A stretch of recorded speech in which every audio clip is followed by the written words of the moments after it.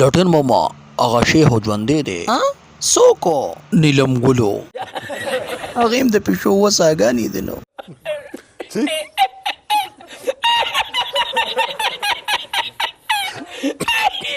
نیلم ګل اخر څه چل شوی و ته ما نو اوس بیا تپوس کې چې څه چل شوی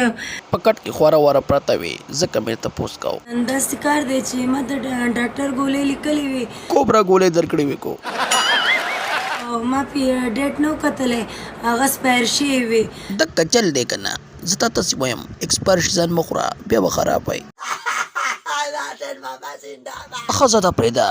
نور پخوا څه چل شوی و نو هغې په ما باندې ریاکشن وکړو نو زه یې هسپتال ته ویوړم نیلم ګل هلته یې درله واش وکړو ما له یې واش وکړو 2 پیرې هلکه توتې ګله دا واش څه شی دی